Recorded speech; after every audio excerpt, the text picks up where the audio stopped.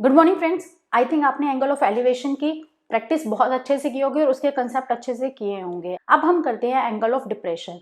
इस चैप्टर के अंदर angle of elevation and angle of depression two terms है, तो हम एंगल ऑफ डिप्रेशन कर रहे हैं। एलिवेशन के क्वेश्चन मैंने आपको कराए हैं। मैंने आपको स्टार्टिंग में ही बताया था angle of elevation and depression आपको बुक में मेंशन होगा, बट एक सिंपल बेसिक बुक के अंदर आपको मेंशन होगा। जैसे जैसे आप एक्सटेंडेड बुक करते जाएंगे आपको angle of elevation and depression mention नहीं होगा क्वेश्चंस के अंदर।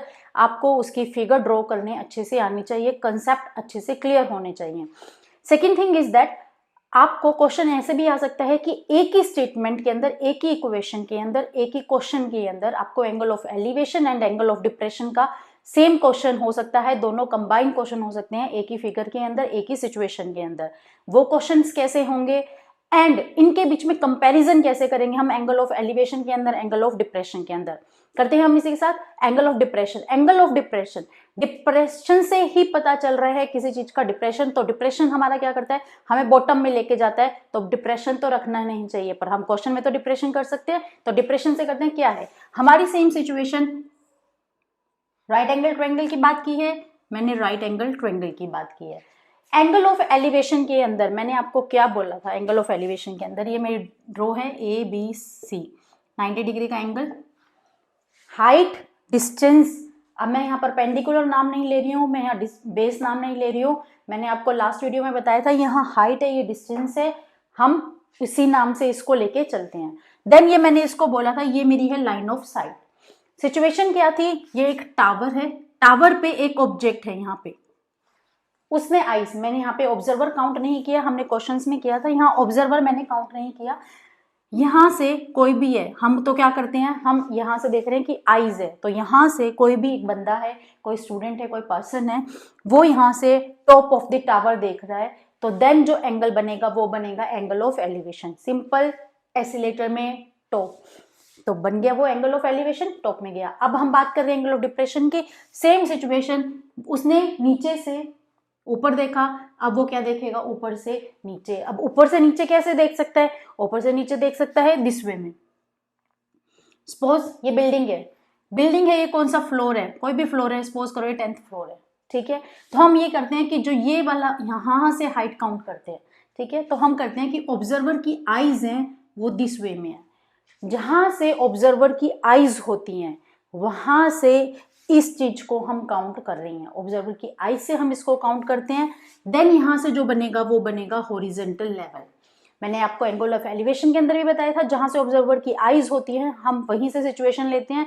ऑब्जर्वर काउंट करना नहीं करना वो हमारा डिपेंड करता है क्वेश्चन के ऊपर, बट सिचुएशन हम यही लेके चलते हैं कि यहाँ से हमारा ऑब्जर्वर कोई वही सीन कर रहा है, ठीक है। तो यहां से मैंने क्या कर दिया, ये मेरा बन गया horizontal level. Angle of depression negative में जाएगा, यानी कि हमारा किस में जाएगा, बॉटम में, यानी कि नीचे की साइड। तो मेरा ये जो एंगल है यहाँ से इसने क्या बनाया, नीचे की साइड, वो नीचे की साइड देखेगा। नीचे की साइड क्यों देखेगा, यहाँ पे कोई बॉल हो, पोट हो, या कोई भी एक पर्सन हो, किसी का भी हो, उसकी मैंने मेजरमेंट इंक्लूड नहीं की है, वो नेग्लिजिबल की है। कोई भी ऑब्जेक्ट हो सकता है, कोई भी पर्सन हो सकता है। तो यहाँ से यहाँ, या आपका कोई फ्रेंड है यहाँ पे, वो यहाँ से यहाँ पे देख रहा है, तब क्या बन रहा है, angle of depression. Angle of depression, angle of elevation and angle of depression में डिफरेंस कहाँ है, कंपैरिजन कहाँ है, ये देखिए। ये हॉरिजॉन्टल लेवल है, ये मेरी लाइन ऑफ साइट है। लाइन ऑफ साइट क्या होती है, हमारा देखने का नजरिया। ये बोलते हैं ना कि या तो हम नीचे देख सकते हैं या हम ऊपर देख सकते हैं। तो ऊपर देख लिया तो हमने एलिवेशन बना दिया, और अगर हम नीचे देख लिया तो हमने एंगल ऑफ डिप्रेशन बना दिया। अब क्या करते हैं, ये देखो, सेम चीज पढ़ी हमने, उसमें भी हॉरिजॉन्टल लेवल पढ़ा, लाइन ऑफ साइट पढ़ी, यहाँ डिप्रेशन पढ़ा, और वहां पे क्या किया, एंगल ऑफ एलिवेशन। ये हो गया। अब क्या बन सकता है इसके अंदर, डिप्रेशन के अंदर, डिप्रेशन मेरा क्या जा रहा है, ऊपर से नीचे, यानी कि मेरा क्या जा रहा है, बॉटम में। एंगल ऑफ एलिवेशन इसी सिचुएशन के अंदर क्या गया, अपर वन में। ऑब्जेक्ट और डिफरेंस समझो कि कहाँ है, जब मेरा ऑब्जेक्ट नीचे है, ऑब्जेक्ट मेरा नीचे है, ऑब्जर्वर मेरा ऊपर है। ऑब्जेक्ट नीचे है, ऑब्जर्वर ऊपर है, देन क्या बन रहा है, एंगल ऑफ, ऑब्जर्वर मेरा क्या ऊपर और ऑब्जेक्ट मेरा नीचे, देन बन रहा है एंगल ऑफ डिप्रेशन।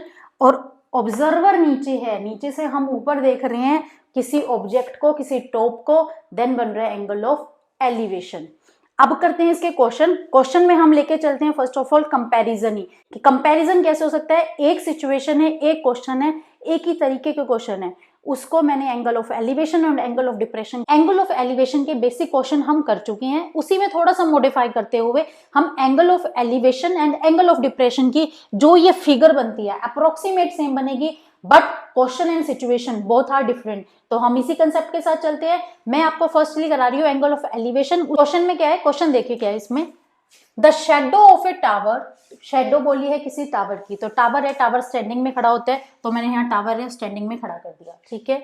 उसके बाद बोला है शेडो, तो शेडो होती है टावर की, इसने ये नहीं बोला कि लेफ्ट में लेनी है या राइट में लेनी है, कोई सन का मेजरमेंट नहीं बोला कि आप इधर ले या इधर ले, तो मैंने इसकी मेजरमेंट है वो दिस साइड ले ली, ठीक है। आप इसको इस फॉर्मेट में भी ले सकते हैं, ये टावर है और इसकी मेजरमेंट आप दिस फॉर्मेट में भी ले सकते हैं, जरूरी नहीं है आपको इसी फॉर्मेट में लेनी हो। देन शेडो हो गई। उसके बाद है on a level ground is found to be 40 metre. उसने क्या बोला, लेवल ऑफ द ग्राउंड, तो लेवल क्या है ग्राउंड का, this one, level of the ground है। अब देखो मेजरमेंट की, मेजरमेंट उसने क्या दी होगी, ये क्वेश्चन देखो, on a level ground is found to be, level of the ground दिया, is found to be 40 metre. उसने ये बात बोल दी कि ये जो लेवल ऑफ द ग्राउंड है ये है मेरा 40 मीटर, ठीक है। अब 40 मीटर के बाद आगे एक ही सिचुएशन इसके अंदर ऐड की हुई है, क्या ऐड किया है, longer when the sun altitude is 30। उसने ये बोल दिया सन एल्टीट्यूड है 30 डिग्री है, यानी कि वो जो एंगल बना रहा है वो 30 डिग्री बना रहा है। यहां से उसने बोल दी when the sun altitude is 30 degree. Then क्या सिचुएशन लगाई, when it is a 60 degree, when it is a 60 degree, यहां से बनी 60 डिग्री, 60 डिग्री बोलिए। अब हम सिंपल अगर हम मेजरमेंट लेते हैं, मेजरमेंट में ये अगर मेरा एंगल 30 डिग्री है, 30 डिग्री है, मैं एक्यूट के पास आपको मैंने जब बेसिक कराया ट्रिग्नोमेट्री का, मैंने उसके अंदर ये बात बोली थी, जब हम जैसे जैसे हम परपेंडिकुलर की साइड जाते हैं वैसे वैसे मेरा एंगल इंक्रीज होता है। ये एंगल मेरा 90 डिग्री होता है, इधर की साइड में आऊंगी, मैं किसकी साइड आ रही हूँ, मैं परपेंडिकुलर की साइड आ रही हूँ, देन मेरा एंगल इंक्रीज होगा। तो कॉमन सी बात है एंगल 60 है, वो यहाँ पे इस साइड आएगा, ना कि बाहर की साइड आएगा। ये सिचुएशन समझ आई।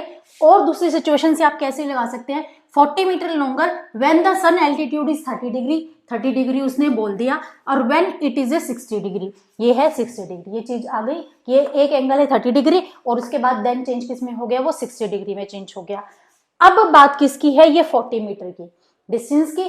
40 मीटर क्या ये मेरा कंप्लीट डिस्टेंस है या ये मेरा हाफ डिस्टेंस है, ये चीज मुझे कैसे पता चलेगी। अब बात है 40 मीटर, उसने क्या बोला, standing on a level ground is, standing on a level ground, ये मेरा क्या हो गया, ये स्टैंडिंग है, इसका लेवल ग्राउंड हो गया this one, and is found to be 40 metre longer, 40 metre longer हो गया, 40 मीटर लॉन्गर किया। और व्हेन द, जब इसने ये सिचुएशन लगाई 40 मीटर सिचुएशन लगाई, तो उसने क्या बोला, द सन एल्टीट्यूड इज 30, ये सिचुएशन यहां खत्म हो गई।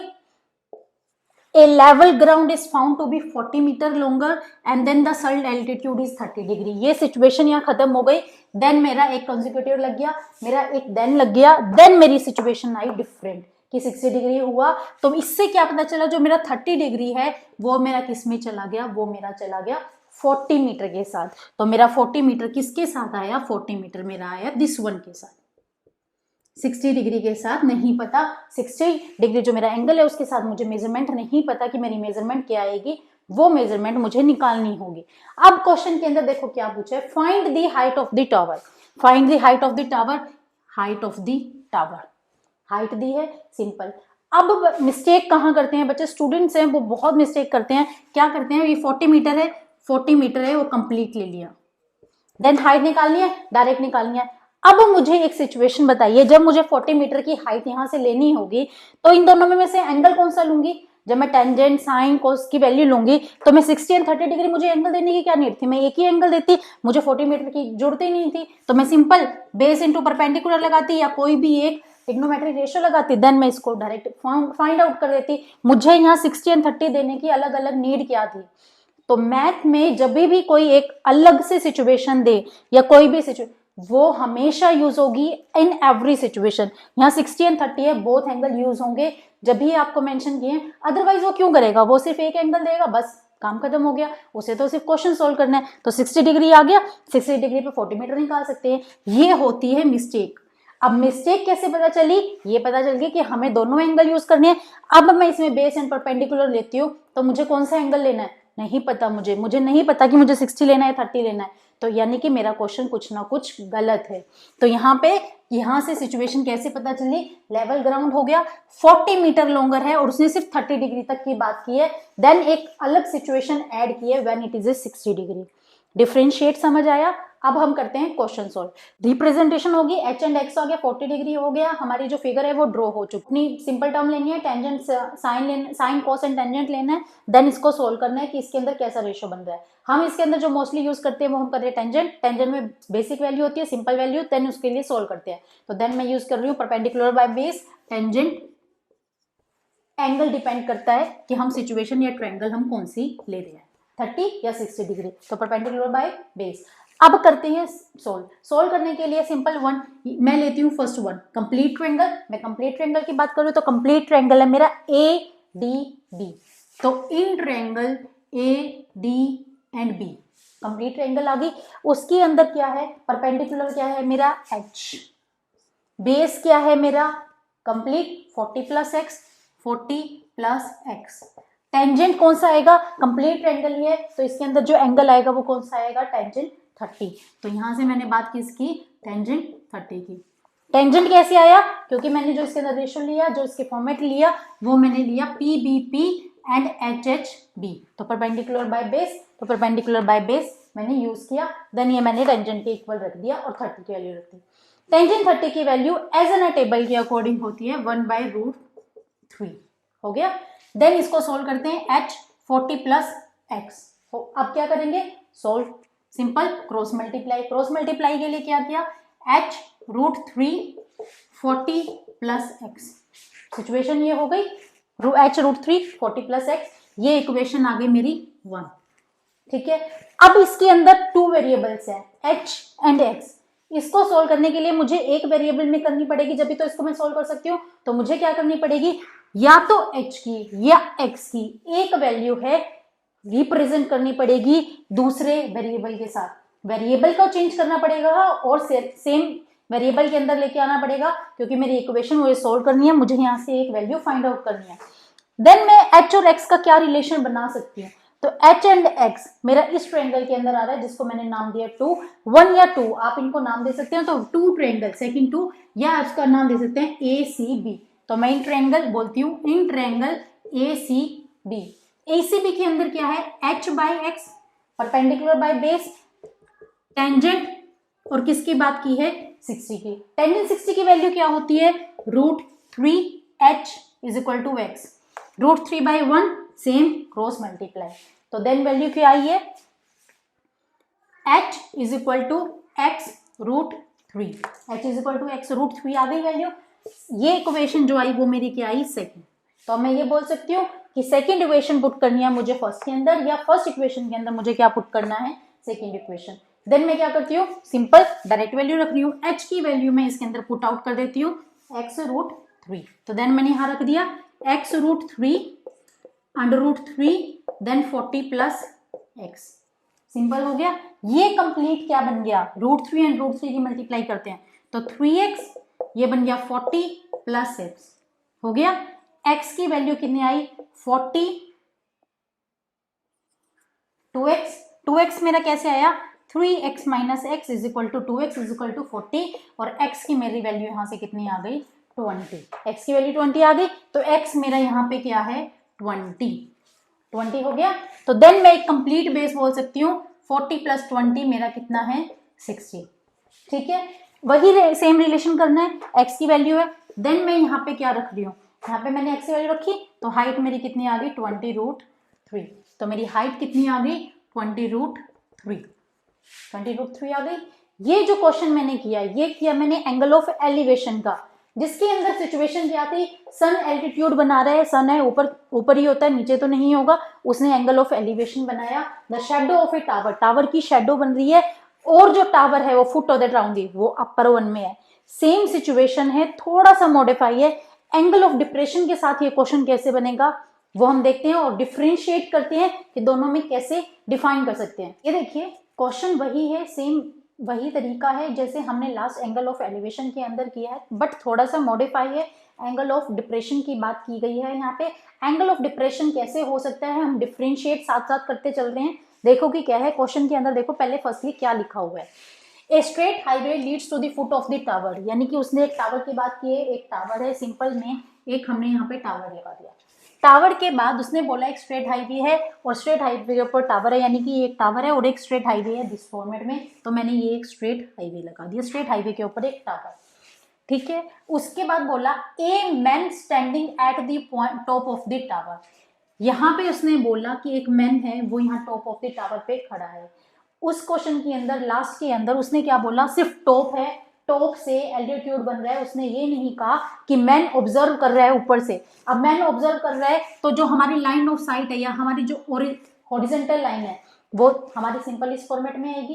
एंगल ऑफ डिप्रेशन की जब मैंने आपको सिचुएशन बताई थी, तो जहां से हमारी आंखें बनेंगी तो देन एंगल वहीं से तो क्रिएट होगा, तो देन यहाँ से एंगल क्रिएट होगा जो हॉरिजॉन्टल लेवल होगा उसकी हाइट से, तो ये ऑब्जर्वर हो गया। ऑब्जर्वर की हाइट इसके अंदर इंक्लूड नहीं है, तो ये मेरा आ गया हॉरिजॉन्टल लेवल। हॉरिजॉन्टल लेवल किससे, ऑब्जर्वर की आईज के साथ। देन उसने बोला it man is standing at the top of the tower observe a car, एक ऑब्जर्व कर रहा है कार, कहां से, टॉप से।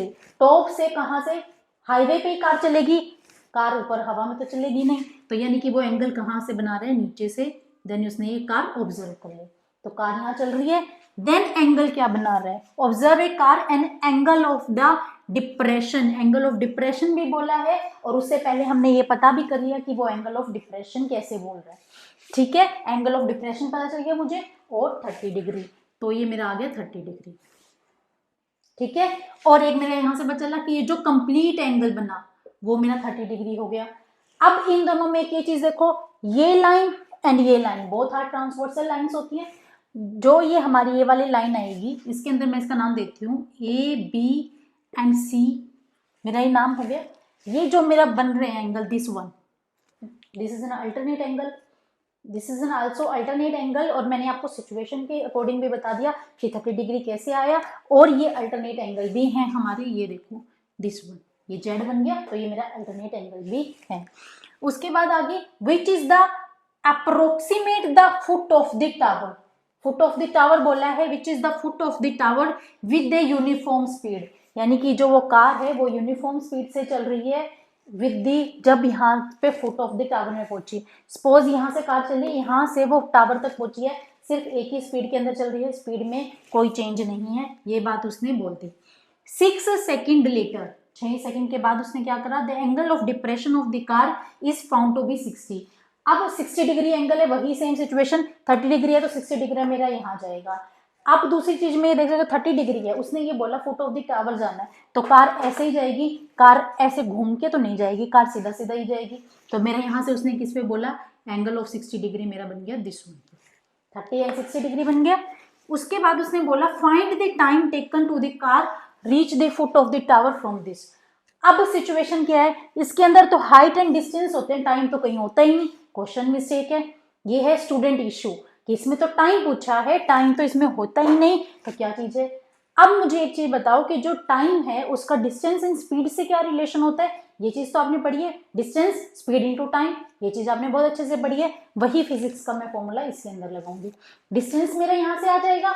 अब इसको सॉल्व करते हैं। सॉल्व करने के लिए क्या है, इसके अंदर कोई मेजरमेंट न्यूमेरिकल वैल्यू हमें दी नहीं है। देन इसके अंदर हम क्या रिप्रेजेंट करें, या तो आप इसको अल्फाबेट की फॉर्म में रखिए, A B D B D C, आप इसको ऐसे कंप्लीट फॉर्म में रखिए। इसके अंदर भी सेम वही पैटर्न यूज होगा एंगल ऑफ एलिवेशन में जो हमने लास्ट क्वेश्चन में किया था, complete triangle and a small triangle, one and complete two, one triangle मेरी कौन सी, complete, A B C and A D B. मैं इन ट्रायंगल की ही बात करूंगी, मेरे दोनों एंगल इसी ट्रायंगल के अंदर इंक्लूड हो रहे हैं, इसलिए ये दोनों ट्रायंगल मैंने ली हैं।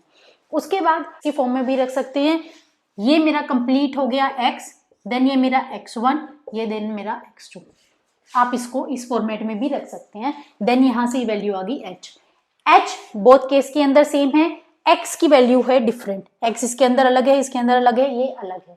अब हम बात कर रहे हैं, हम करते हैं h और x लेके, तो देखते हैं क्वेश्चन की कैसे होगा। हम पहले क्या ले रहे हैं, हम ट्रायंगल ले रहे हैं complete ABC। In triangle A B and C, वही perpendicular by base, perpendicular H X. मैं किसकी एंगल की बात कर रही हूँ? 30 डिग्री की। देन मैंने यहाँ से एंगल लिया टेंजेंट 30 डिग्री। टेंजेंट 30 की टेबल के अकॉर्डिंग वैल्यू जो होती है वो होती है 1/√3। तो एच एक्स सोल्व कर दो, सोल्व करने पे क्या आया? √3h = x। ये इक्वेशन आ गई मेरी फर्स्ट, हो गई। सेकंड क्या करना है? मुझे वही ट्रायंगल लेनी है। ट्रायंगल लेने के लिए मैंने क्या किया? ए बी डी, ट्रायंगल कौन सी है? This one, A B D. किसमें है? टेंजेंट 60 में। वैल्यू क्या है? h, परपेंडिकुलर सेम है। x क्या है यहाँ पे? x2, तो यहाँ पे मैंने क्या रखा? x2। और यहाँ पे किसकी है? टेंजेंट 60। टेंजेंट 60 मेरा जो होता है वो होता है √3, हो गया। h की वैल्यू क्या आई? √3x2, √3x2। एक h की वैल्यू आ रही है x√3, एक h की वैल्यू आ रही है √3x2। दोनों में डिफरेंशिएट है, दोनों को हम इक्वेट करेंगे, वैल्यू रखेंगे। इसके अंदर क्या हो सकती है? अब ये वैल्यू देखो, जो ये मेरी कंप्लीट वैल्यू है x, ये x क्या है मेरा? x1 एंड x2 को मिला के बनाया, तो इसको मैंने रख दिया x1 एंड x2। यहां से मेरी इक्वेशन सेकंड आ चुकी है।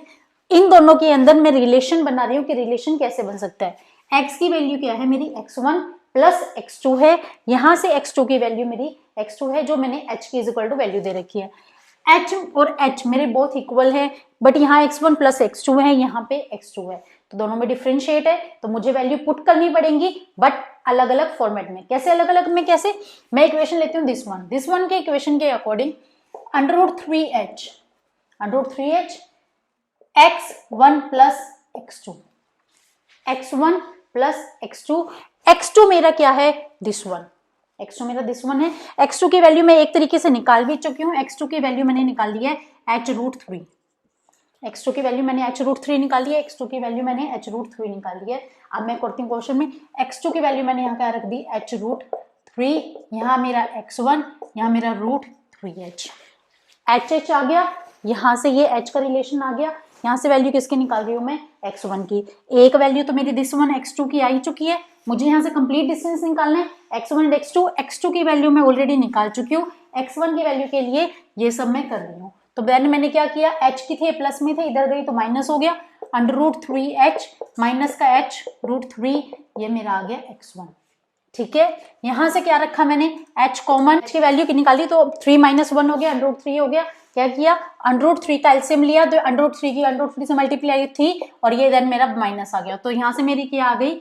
2h√3 x1 की वैल्यू। ठीक है, x1 की वैल्यू आ गई, x2 की वैल्यू आ गई।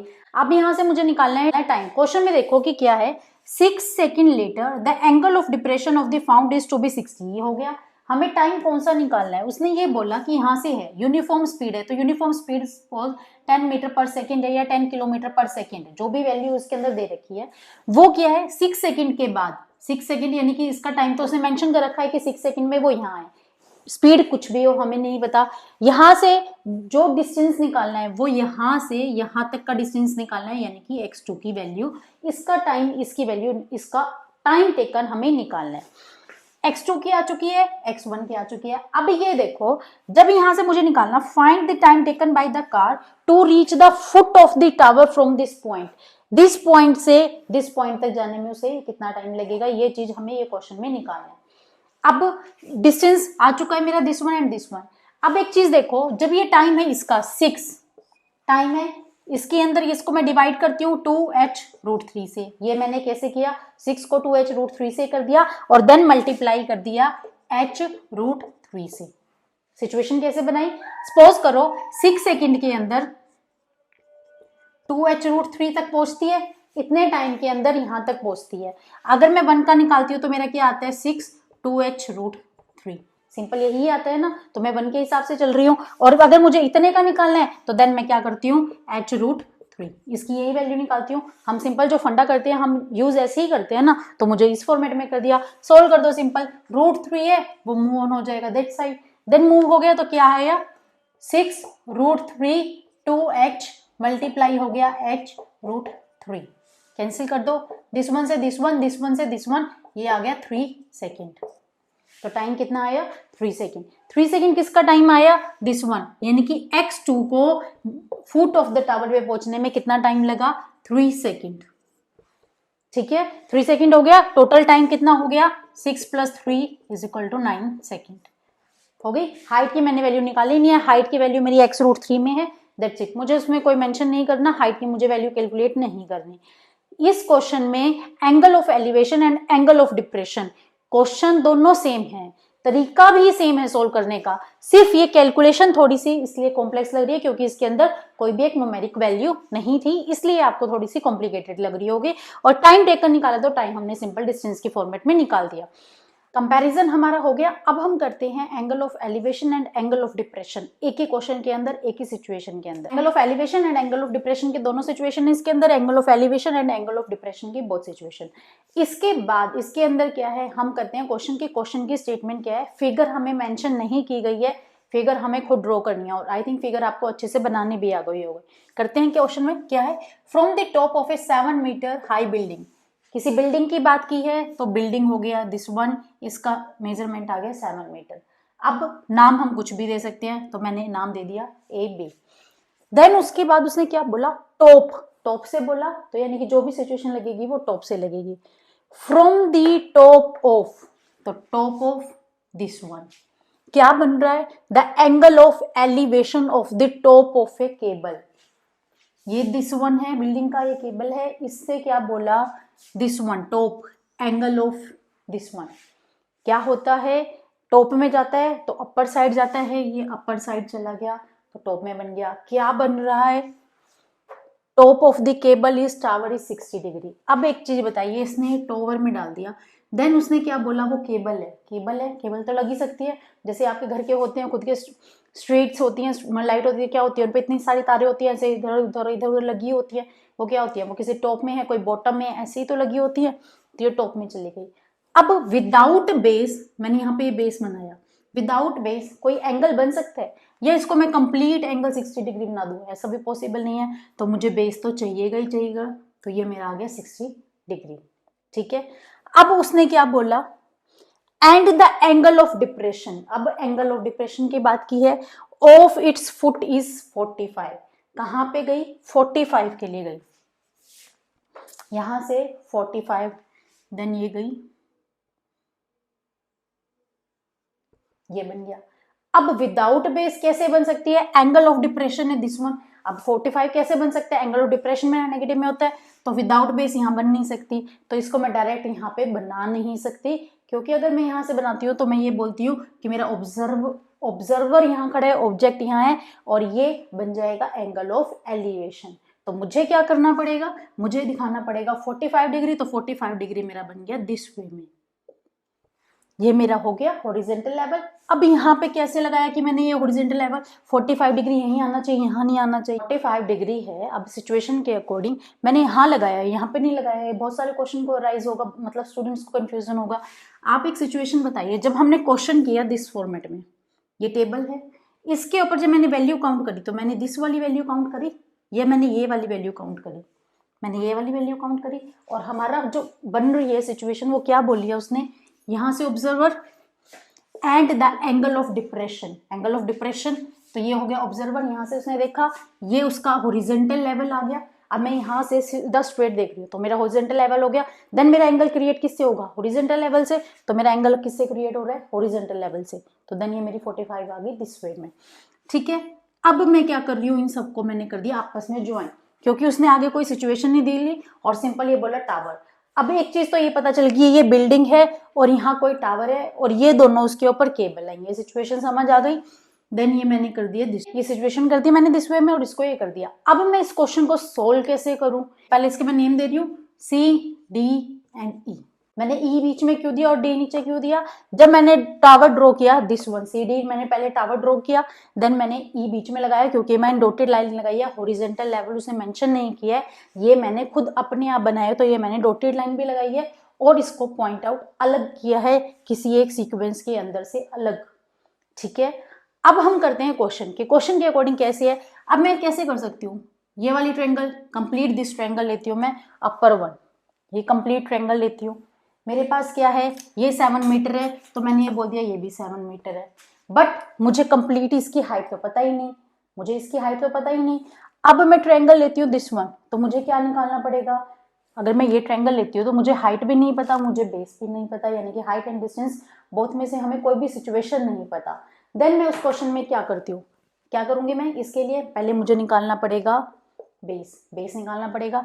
अब मैं ट्रायंगल लेती हूँ दिस वन, अब मेरा बेस है वो किस ट्रायंगल के अंदर आ रहा है, मेरा ट्रायंगल बेस आ रहा है दिस वन में, इस वाले के अंदर आ रहा है, तो मुझे यहाँ से क्या निकालना पड़ेगा, बेस। यहाँ पे मेरी हाइट मेंशन है, यहाँ पे दिस वन, बट यहाँ एंगल नहीं है, एंगल कहाँ से आएगा। एक सिचुएशन ये देखो, क्या ये कंप्लीट जेड बन रहा है, जिसको हम दिस वन अल्टरनेट एंगल बोलते हैं, क्या इसको मैं 45 डिग्री का एंगल लिख सकती हूँ, अल्टरनेट एंगल बोल सकती हूँ। टू पैरेलल लाइंस है, एक ट्रांसवर्सल लाइन है वो कट होती है, तो देन वो अल्टरनेट एंगल हो गई, अल्टरनेट एंगल हो गई 45 डिग्री।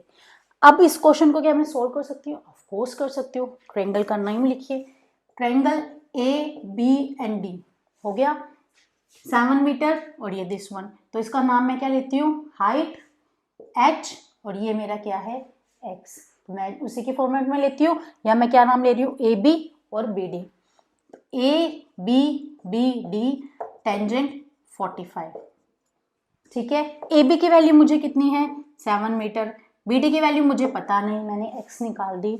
देन मेरी टेंजेंट 45 की वैल्यू कितनी आ गई 1, तो यहाँ से मेरी x की वैल्यू कितनी आ गई 7 मीटर, सॉरी मैंने मीटर भी लगा दिया था, तो 7 मीटर हो गई मेरी एक्स डिस्टेंस की वैल्यू। तो ये मेरी डिस्टेंस की वैल्यू कितनी आ गई 7 मीटर, ये 7 मीटर तो ये भी 7 मीटर, ये 7 मीटर है तो ये भी 7 मीटर है। बस अब क्या करना है, मुझे इस ट्रायंगल में हाइट निकालनी है तो निकाल दो, ट्रायंगल का नेम लिखो। अब मैंने कौन सी ट्रायंगल ली, दिस वन, ये मेरी ट्रायंगल है ए ई एंड सी, ये दिस वन ट्रायंगल ली है। अब इसके अंदर क्या है, बेस है, एंगल है, बेस एंड एंगल है, परपेंडिकुलर बाय बेस होती है हमारी, परपेंडिकुलर इसके अंदर मुझे निकालना है या हाइट मुझे निकालनी है। अगर आप यहाँ पे h मेंशन करते हो तो आपको इसका नाम देना पड़ेगा h1, अगर आप यहाँ h मेंशन नहीं करते हो तो आप इसको अलग से h1 लिख सकते हैं, h1 आपको डिनोट नहीं करना पड़ेगा। अगर आप इसको भी h और इसको भी h लिखते हो तो ये मैथमेटिकली रूल गलत है, क्योंकि आपने इसको और इसको ऑलरेडी इक्वल कर दिया in a variable form, in a algebraic form, तो ये मेथड है गलत। तो आपको ये डिनोट है ये प्रॉपर एक वे में डालना पड़ेगा, ठीक है। तो मैं ये लेके चल रही हूँ परपेंडिकुलर है h1, बेस की वैल्यू मेरी कितनी है 7, और टेंजेंट 60 की वैल्यू कितनी होती है √3 हो गई। तो h1 की वैल्यू मेरी कितनी आ गई, h1 की वैल्यू आ गई मेरी 7√3 मीटर। अब मुझे क्या निकालना था, मुझे कंप्लीट वैल्यू निकालनी थी, कंप्लीट टावर की वैल्यू निकालनी थी। तो जो मेरा सी डी है वो मेरा सी ई प्लस ई डी है, ये चीज है। ये जो सी ई है, सी ई, या मैं इसको बोल सकती हूँ h1, इसकी वैल्यू मेरी कितनी आई 7√3, और ये मेरा ई डी इसके इक्वल ऑलरेडी है, तो ये मेरा ई डी 7 हो गया। तो मैं इसमें 7 कॉमन लेके √3 + 1 = मीटर, ये मेरा आ गया आंसर। मुझे क्या निकालनी थी, determine the height of the tower, determine the height of tower, that is in a 7 bracket के शुरू है, then √3 + 1 in a meter form। ये क्वेश्चन इस तरीके से हो गया और ये क्वेश्चन यहाँ पे खत्म हो गया। यहाँ पे सिर्फ ध्यान क्या करना था, क्वेश्चन वही तरीका है सोल्व करने का। Angle of elevation and angle of depression के जब भी क्वेश्चन बनते हैं तो उसके अंदर सिर्फ एक ये सिचुएशन आती है, जब एंगल ऑफ डिप्रेशन अपर में बना तो मैंने एंगल क्या बनाया, मैंने बनाया अल्टरनेट में, तो वो सोल्व कैसे हुआ, वो एंगल ऑफ एलिवेशन बनके ही तो सोल्व हुआ। यहाँ पे अगर मैं वैल्यू देती हूँ तो एंगल ऑफ एलिवेशन की ही तो वैल्यू दे रही हूँ। और दूसरी बात, वही टेंजेंट लगाना है, वही साइन और वही कोटेंजेंट, वही सब चीजें लगनी है, सोल्व करने का वही तरीका है। बस मेन चीज क्या है, आपको फिगर ड्रॉ अच्छे से आनी चाहिए। आप किसी भी क्वेश्चन को फिगर ड्रॉ कर लीजिए, अच्छे से फिगर ड्रॉ की प्रैक्टिस कर लीजिए, आप इस चैप्टर को कहीं नहीं छोड़ेंगे, बहुत अच्छा चैप्टर है। एंड यहाँ पे ये चैप्टर हो जाता है खत्म। Keep watching, keep supporting and keep practising. Thank you.